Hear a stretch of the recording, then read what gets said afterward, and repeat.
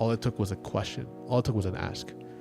Because if you're an introvert, there's another introvert that is hoping someone reaches out to them. It reaches out to them, right? Yeah. And so sometimes it requires you to take the harder stance to be like, I'm gonna do this. It's gonna feel so awkward, but I gotta just like reach out and try. Like, I really love that shot you just did there. It's like, keep it up. Thanks. And that's it. The fact that you would say thanks is enough to open the door.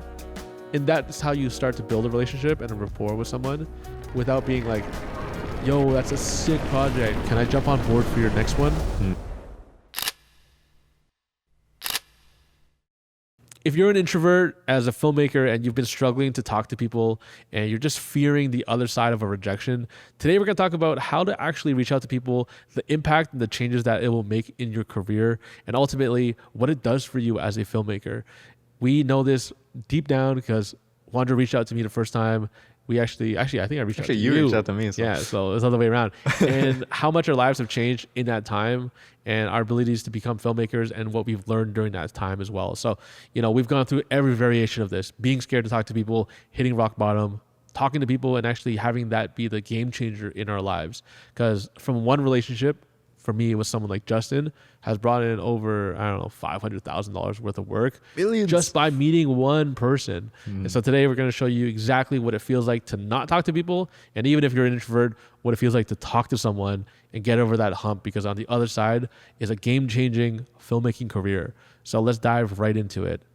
So if you're someone who is more introverted, right, and you are not really sure where to start with this, what do you recommend? Yeah.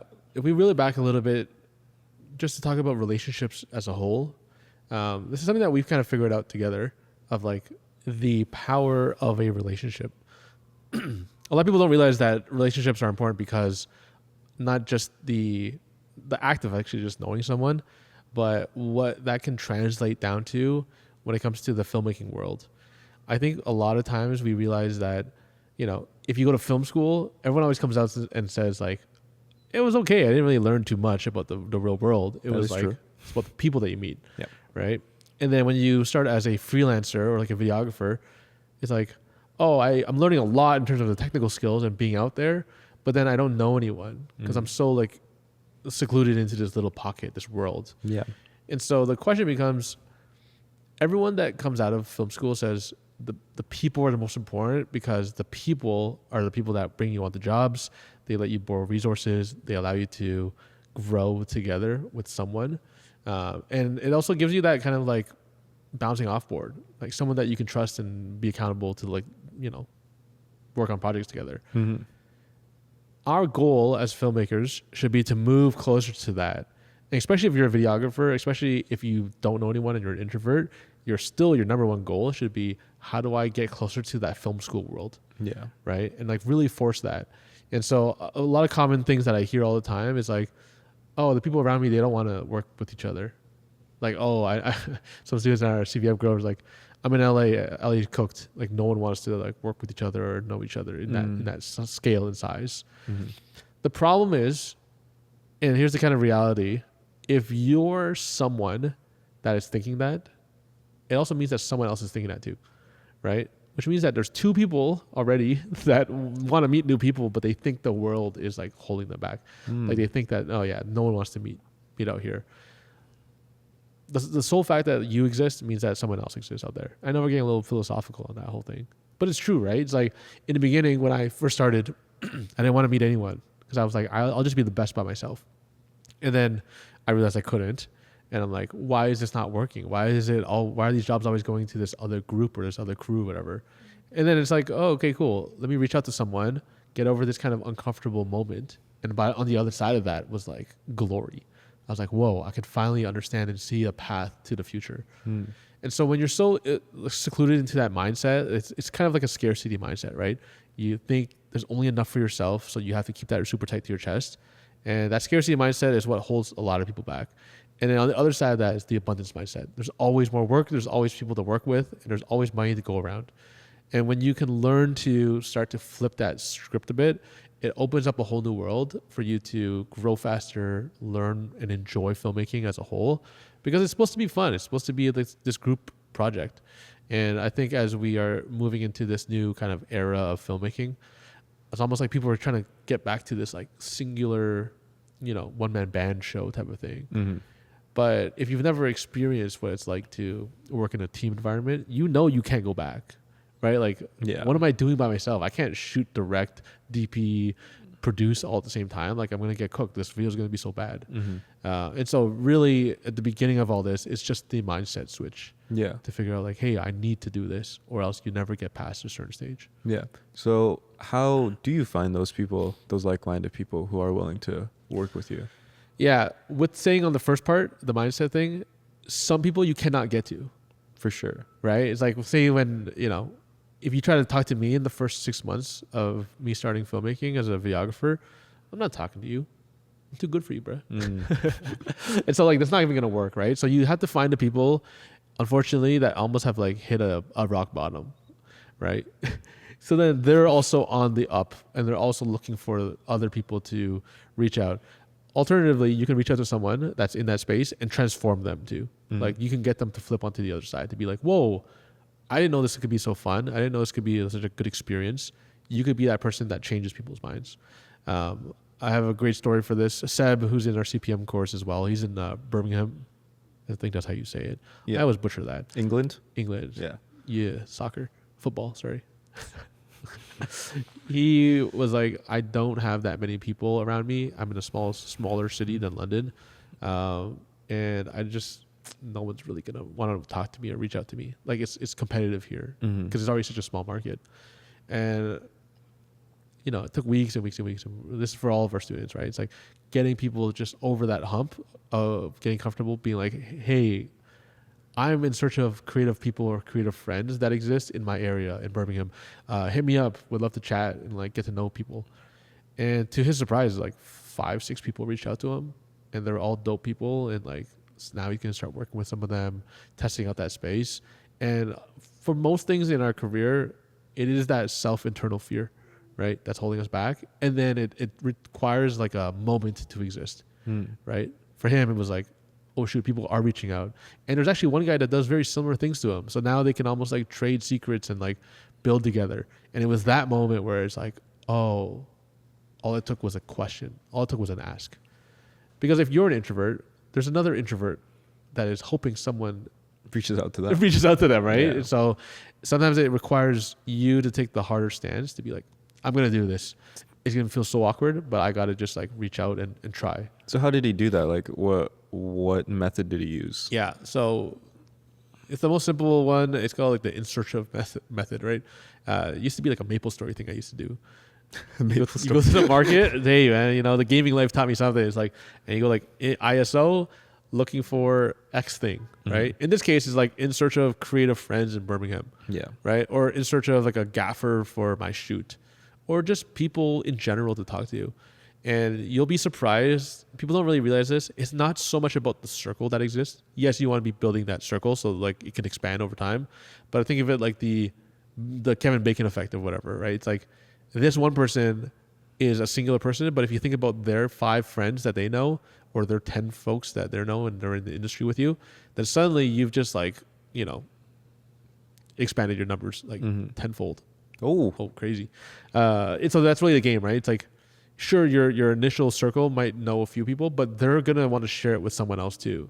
Because you might not be the only video person they know. And everyone wants to like be able to connect with other people too, right? So it's like, oh, you'd be sick with this person. Let's just like, you guys meet up. So for a lot of people, the easiest thing is to first just like, how do you find all the local filmmakers, videographers that are at your scale and level? And start to build that community. So it might require you to search up like Toronto Filmmaker, Toronto Instagram, and look for the people that are kind of doing similar work as you are, right? And then naturally you're going to be adding a bunch of people and folks. I found Justin through just like a story, and it was another filmmaker in the city, and they reposted Justin's video. And I watched it. I'm like, oh, I should follow Justin. And that was like the simplest take. So I was always on my phone, just like adding people, trying to like expand my network. I maybe wasn't super comfortable reaching out to people yet, but just having that initial circle is really helpful. When you do it in search of, it's not going to immediately hit every single time. Because what are the chances? Like right now, we're doing this podcast. We're not on our phones. So if someone's dropping an ISO out there, like you might not see it today, but next week you might at this exact time. find that person and start that connection. All right, we're going to take a quick break from our conversation to talk about CPM, which is Cinematic Portfolio Mastery. It's an 8-week cohort where we teach everyone exactly how to find who they are as a filmmaker and evolve that into an actual spec project.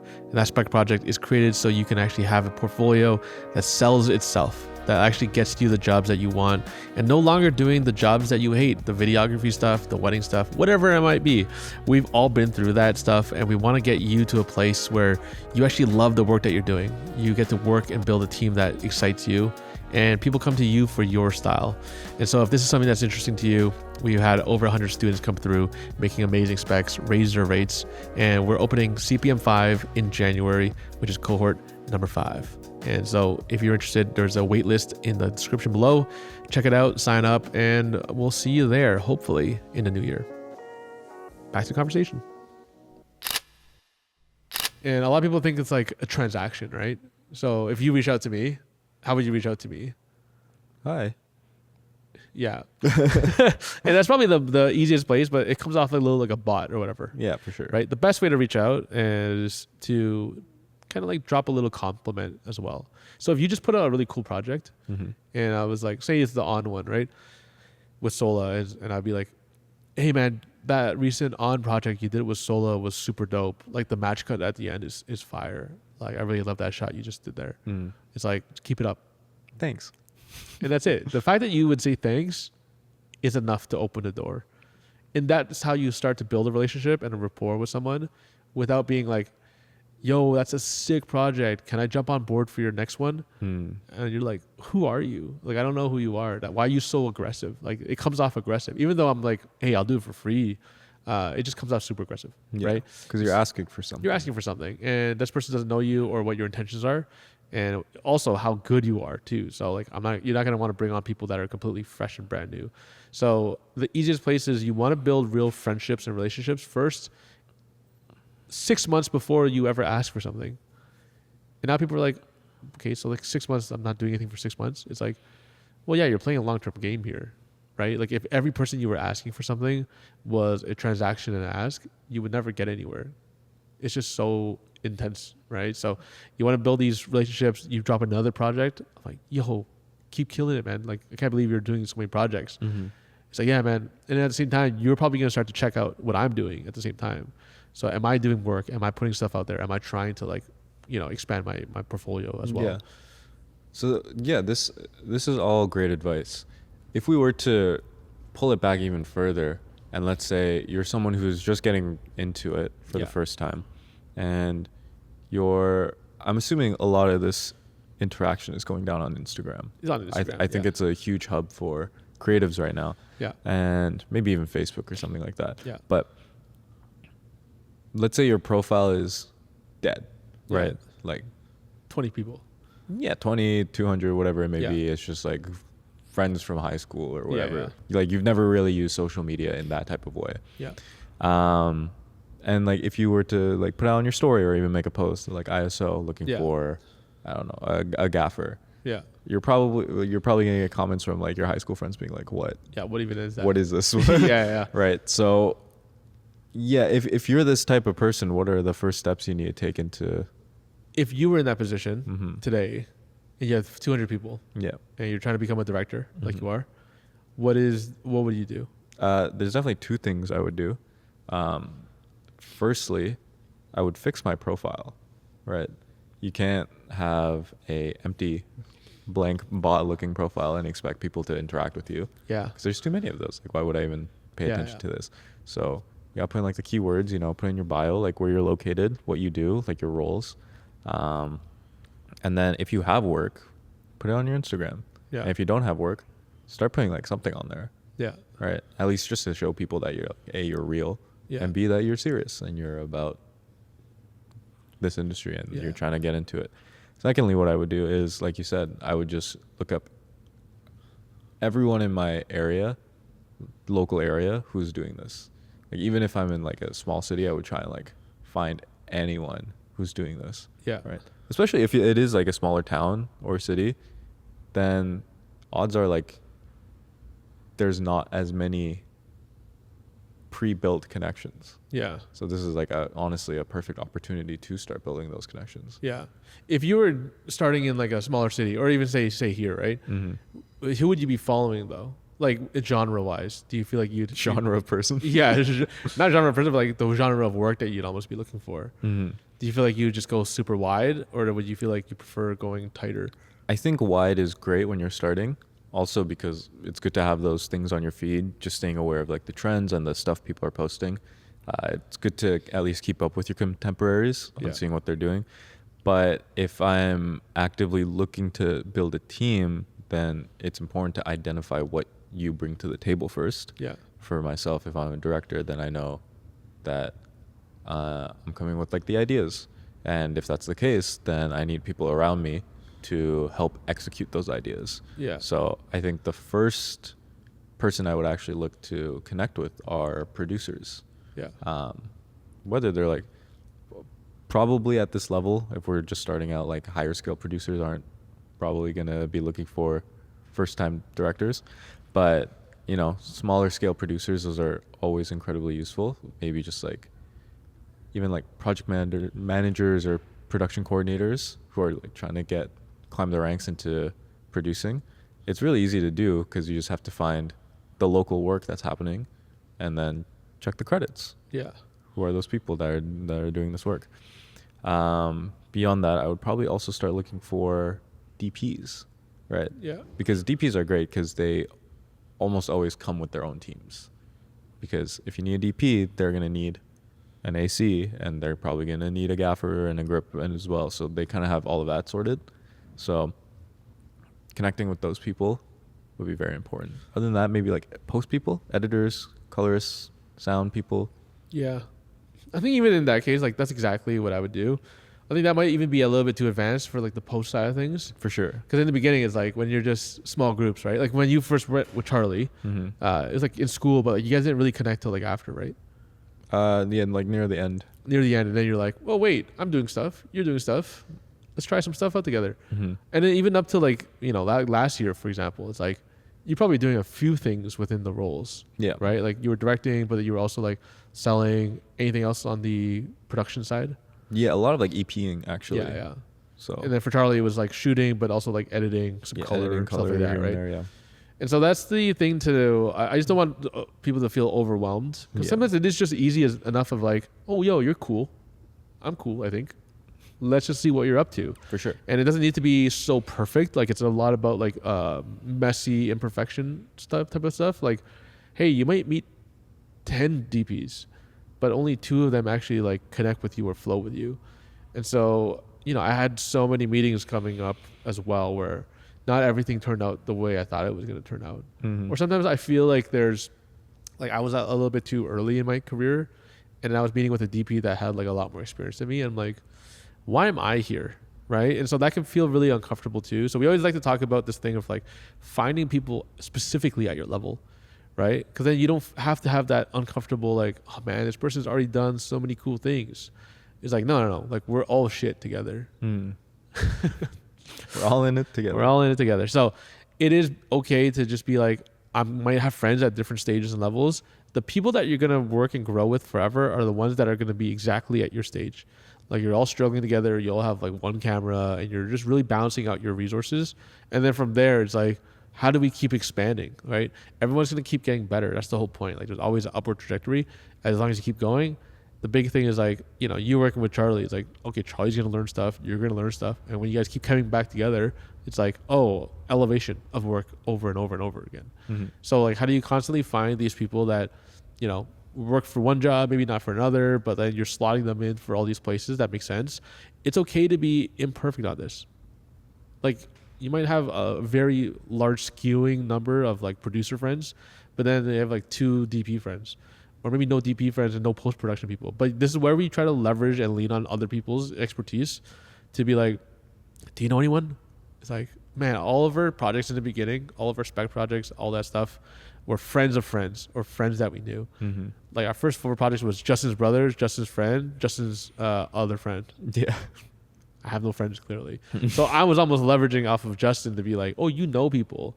You're like you're not an introvert, so like you're comfortable going out and like talking to people. Whereas like I would never want to go to a party. I would never want to do that stuff.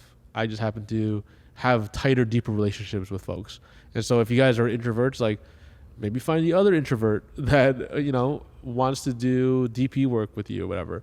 But then you might want to find an extrovert that knows how to sell.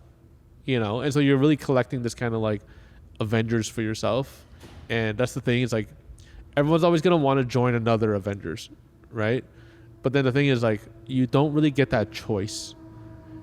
I can't be like, I want to join the best of the best right now, like the biggest crew. It's like I couldn't do that, and so I made my own version of that, and that's what we kind of built up through. Yeah. And same for you guys. It's like you have people that are going to be at your level that you're like, I can pull on you, I can pull on you. We can do some cool stuff together, and then we can just keep moving up. Could you join the tenfold side of things? It just gets harder, right? Because it's like we have a discrepancy of like experience now, and so like absolutely, like you can grow through learning of the experience. But then the faster thing is like you're going to be hustling through everyone else's pain. Sometimes you don't want that discrepancy either for yourself. Like if you're working with someone that's completely new, it's going to be tougher too, right? Because you're like, oh, you don't actually know exactly where I need it to be right now. Yeah, it's a little bit more detrimental than it is helpful. Because then now you're like teaching and dragging someone along. You're like, oh man, like Charlie already knew how I like the light stuff. Yeah. And so like, how do you keep that relationship strong enough that you're like, oh, let's just keep stacking up.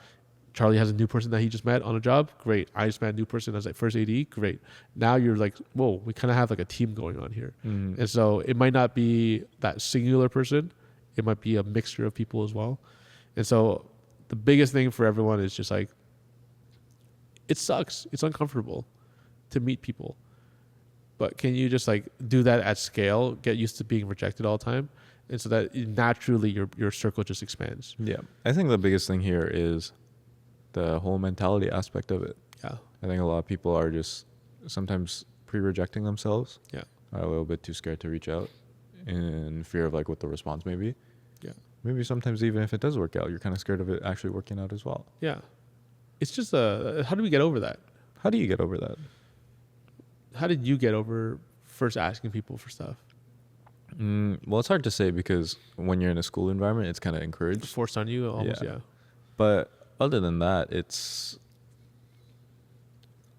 you just do have to realize that people are trying to work, right? Yeah. Like there are a lot of people who not like are just sitting around because they're lazy, but you're just kind of sitting around like waiting for something to happen.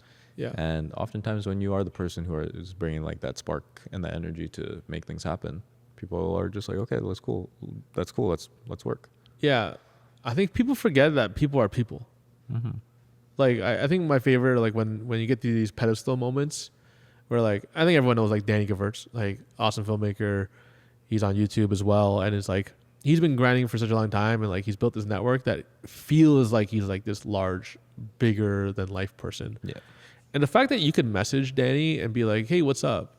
And he'll respond back to you just goes to show like a lot of people would never even ask for that.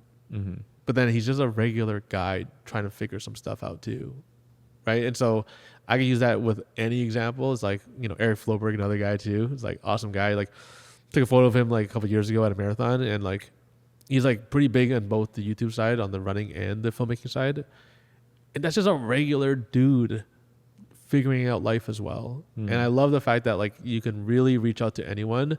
If anyone reaches out to me right now and they know what to say, I likely will respond because I'm like, I'm just a regular guy here. Yeah. And so when you get over that whole fear of putting people on the pedestals, trying to keep everything like emotionally regulated, to be like, hey, if they respond, cool. If they don't respond, cool. Like that's how you get through life, because the more opportunities, the yes on the other side or the hello on the other side is so powerful that it could change your entire life. And so are you going to feel uncomfortable? Would you rather be uncomfortable the rest of your life, or give yourself the shot and break over that kind of like that cycle of fear that exists? Because like all it takes is one person to change your whole life, and you just got to shoot your shot over and over again. I think that's a pretty good place to end it. I think that's Just it. That is filmmaking 101, relationship 101. So if you guys enjoyed this one, hopefully by the end of this, message Wanjo see if he responds to you. Yeah, DM me.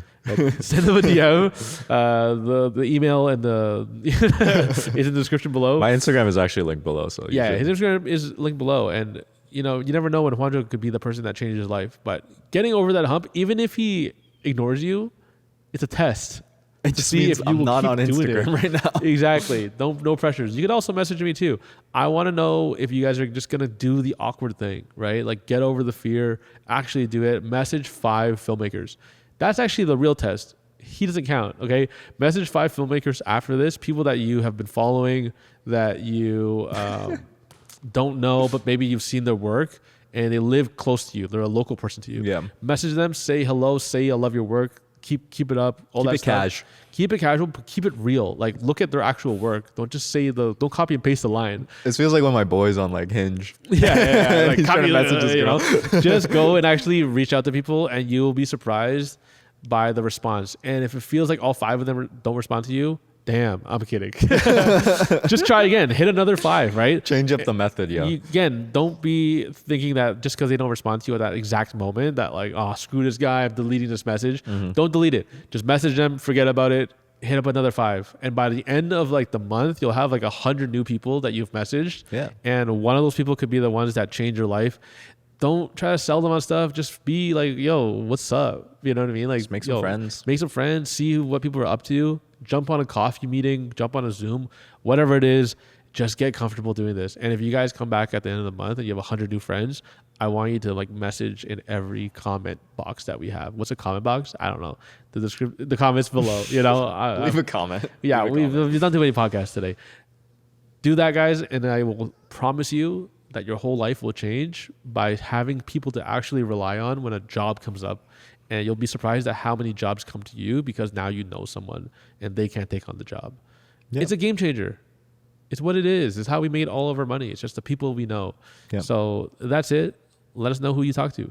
And we'll see you guys in the next one. Peace. Peace.